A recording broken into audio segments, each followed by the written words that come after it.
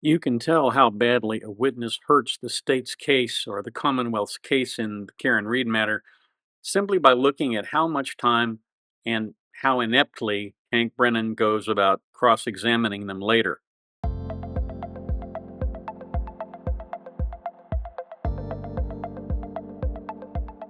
Hi, Tony DeWitt here. I'm a Missouri appellate attorney, retired, and I bring you a fresh perspective on the law without offering any legal advice. So pull up a chair. This is what we're discussing today. On Friday, Hank Brennan did a fairly rigorous cross examination of Dan Wolf, and Dr. Wolf held his own, was able to respond appropriately to all of his questions, kept his tone light, he was very professional, and the more strident that Mr. Brennan got, the more calm that Dan Wolf got. And I thought it was an excellent cross examination. Uh, Alan Jackson got up, asked a couple of questions, and I guess because he was making headway, at that point it was time to, close the trial down for the day. And so we come in today, and Alan Jackson gets to continue with his redirect and his essential destruction of the ridiculous points that Hank Brennan made during his cross examination. Let's take a look.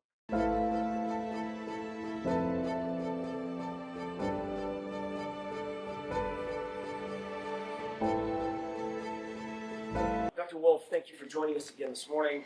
I'd like to draw your attention to a picture. May I approach you? Yes. I'm going to show you. You ever seen that photograph? Yes, You were shown this photograph last week, is that right? correct. By Mr. Brennan, correct? Correct. Do you recognize the photo as the same photo that you were shown last week? Yes. Under questioning by Mr. Brennan? Yes. And what does that appear to be a photo of, just generally? It appears to be a photo from the test dummy from the 29 mile per hour impact test. And does that appear to be a true and accurate photograph of the condition of the dummy following that 29 mile an hour crash test? Yes. With the court's permission, I'd like to enter this as next in order, please. If you could hand that to the court reporter. Permission to present that, Your Honor? Yes.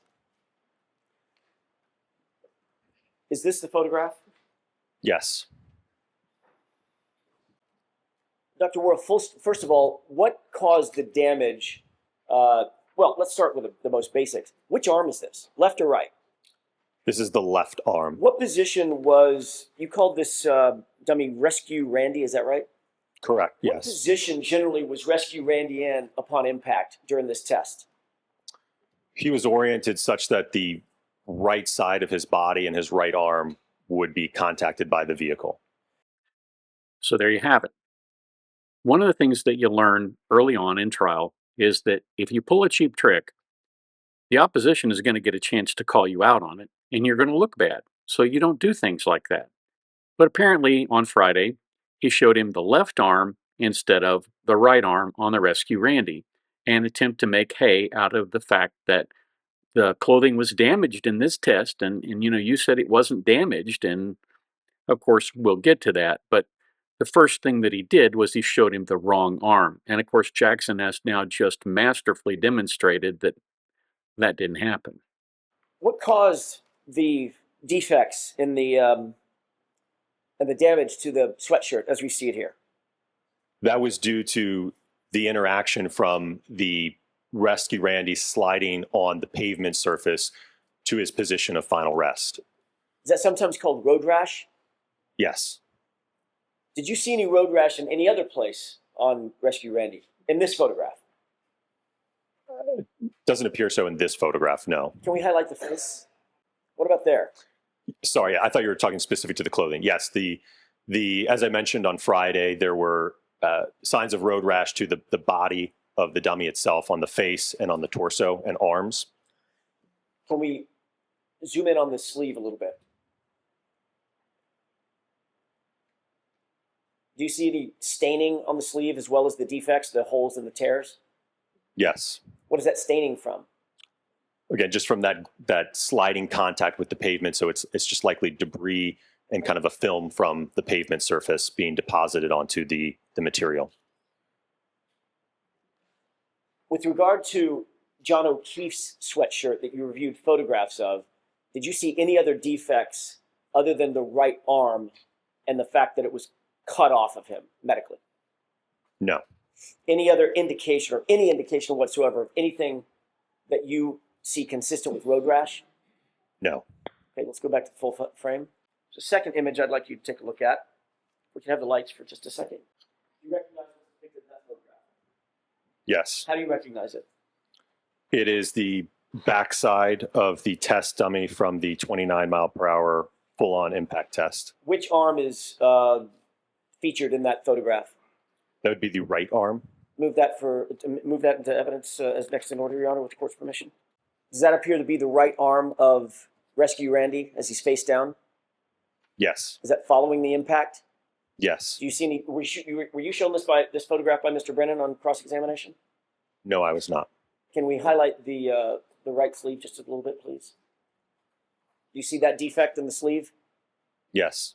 Do you also see some artifacts above that defect, above and to the left? Yes. Can you tell what those are? They appear to be fragments from the back window of the test vehicle when it shattered.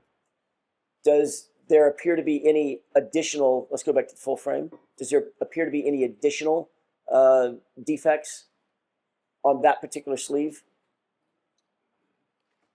There appears to be some material transfer, likely from the pavement, and also some road rash. Does that appear to be transfer from the pavement? I think that might be a shard of glass from the back window. What was the condition of the back window after this test? It was completely shattered. The defect that we're looking at, that large gash, was that from road rash sliding on the pavement? Yes. I'd like to show you an additional photograph. Do you recognize what's depicted in that photograph? Yes. What is it? It is the front side of the test dummy from the 29 mile per hour full-on impact test. Does that appear to be a true and accurate depiction of the condition of Rescue Randy in that sweatshirt after that 29 mile an hour impact? Yes. Move for the admission of that photograph, Your Honor, is next in order. So you get the idea here. He's showing him that, generally speaking, the things that Brennan went through him with were absolutely nonsensical and didn't apply at all in this case. Now he goes through the front and the back and does all of this stuff, and I could go on with it, but the impact is sort of lost after the first couple of things where you see, yeah, this is clearly road rash and it wasn't caused by taillight fragments. That's the key thing that supposedly Brennan doesn't understand, that things move at the same velocity or slightly less than the object that's been hit. So I think that testimony was very effective there, but that wasn't the only thing that Brennan pulled out on Friday. The other thing that he talked about was velocity and the weight of the arm, and what a big difference the weight of the arm made, which of course is nonsensical too. So I really do believe that Alan Jackson kind of dispatched that argument too. Watch. You were asked on cross-examination several times about the weight of the Hybrid 3 arm. Do you recall that series of questions? Yes. You were asked how much lighter the Hybrid 3 arm was than the static estimate arm, correct? Correct. I want to make sure we're clear about this. The Hybrid 3 arm is the physical arm that you attached to the ATD and did testing with, correct? Correct. The statistical estimate arm is something in the ether, right? It doesn't exist? Sustained. How would you describe a statistical estimate arm? It's probably from taking a sample of the population and getting an average and a high and a low. Okay. I'm not sure it will necessarily clear things up, but I want to put in here that there is concept similar in ham radio in that it's called an isotropic antenna. And an isotropic antenna is a theoretical antenna that radiates equally in all directions, and no antenna does that. Depending on what configuration you have, it will have a different pattern of radiation emanating from that antenna. So although antennas are compared to an isotropic antenna, it doesn't exist in actuality. And the idea of this ideal arm, it doesn't exist in actuality either. That's not a. Is that a physical arm you can touch and feel? No. Do you have any information based on everything that you've reviewed at all about the actual weight of John O'Keefe's right arm? Nothing in terms of a weighed measurement of the arm, no. What was the percentage that Mr. Brennan gave you in terms of how much lighter the hybrid 3 arm was than the statistical estimate arm that he gave you? From what I recall, I think the percentage was 26%. Did you calculate that yourself, or did you take Mr. Brennan's word for it?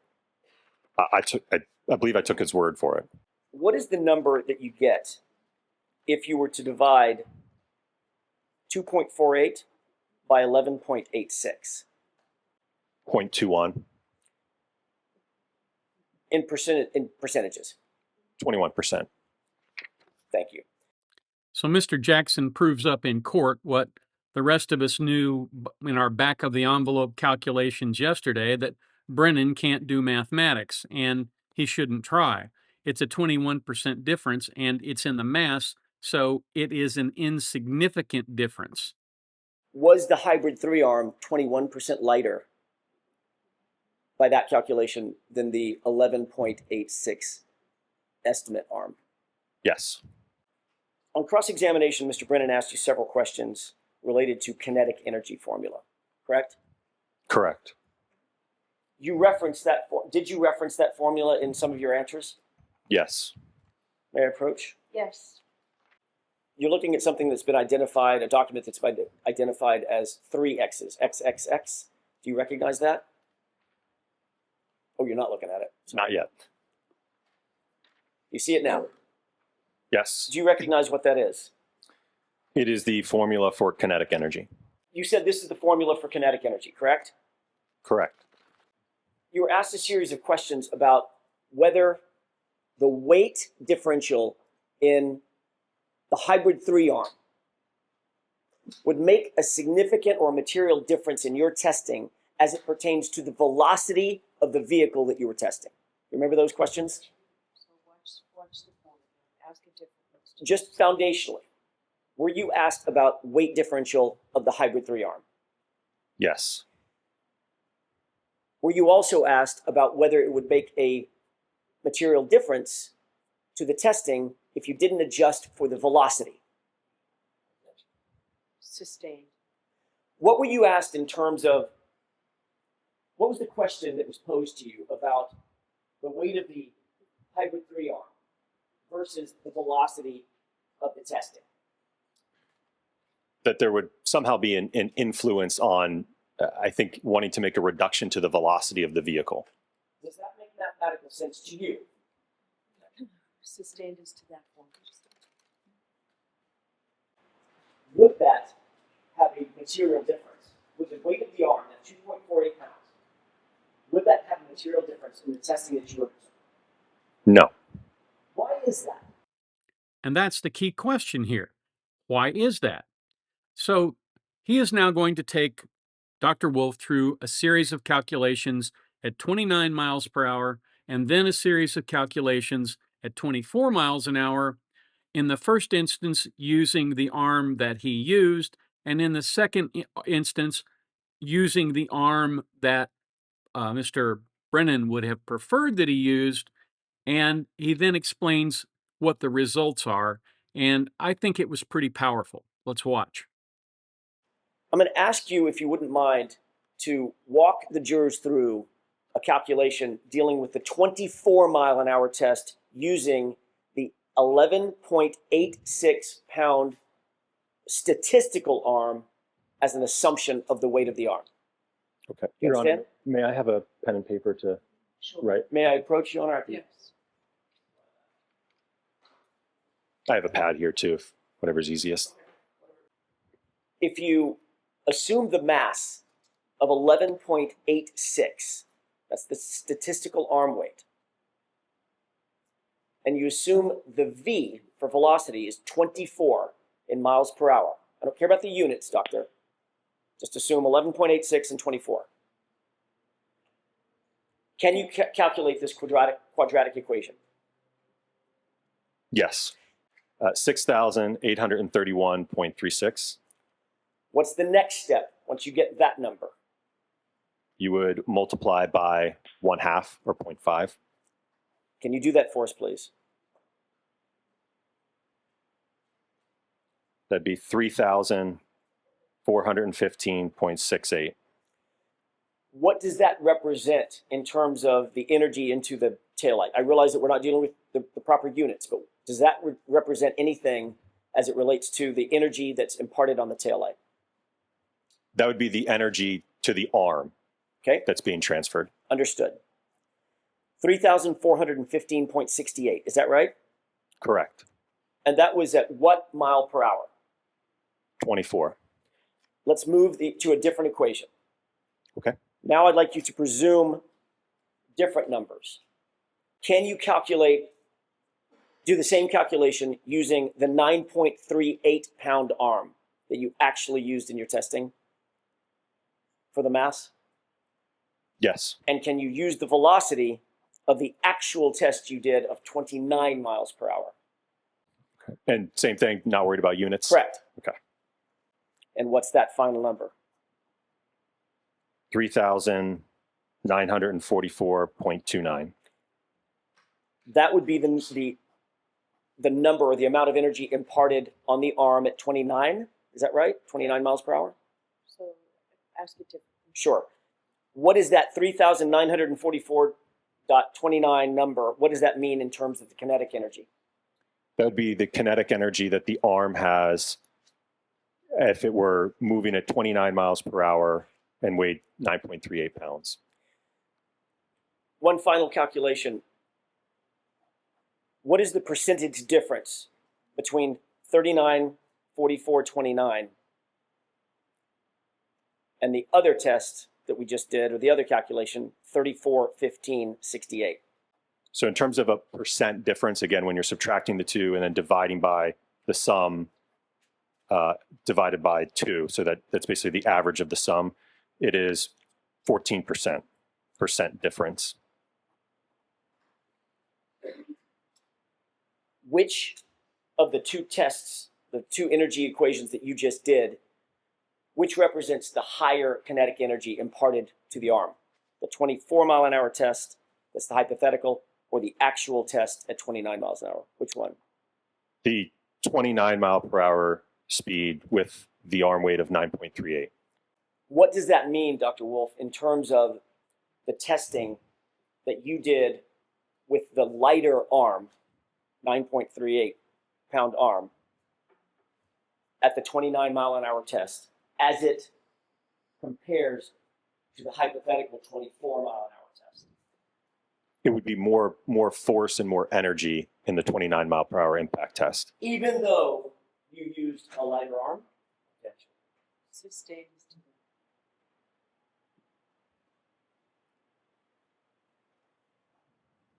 And what was your opinion and conclusion as it pertained to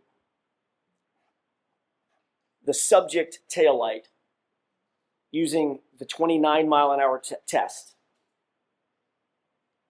What was your opinion and conclusion as it pertains to the subject taillight? Was that consistent or inconsistent with the damage that you saw on the 29 mile an hour test? It was inconsistent. So with both the clothing and the force calculations, Brennan is just wrong. Now, he's going to get up and try and salvage that somehow, but at this point, the jury is aware of what he's doing. He's twisting the narrative to fit his own needs as opposed to relying on the science, which is what Wolf has done here. And of course, that'll come out much greater in closing argument. I think that Mr. Jackson did a pretty fair job of shutting down that line of inquiry, at least as far as it having any impact on the jury. Nobody really likes to do math except engineers and math teachers, and I live with one of the latter, and she does indeed love to do math.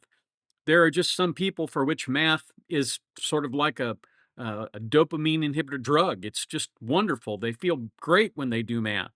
And me, I can barely do 40% of any number. But the bottom line is, when you do that and you walk through it the way they did, it makes sense to a lay jury who doesn't spend their life with calculators and engineering equations. And that, I think, is the takeaway. That's what I have for you today.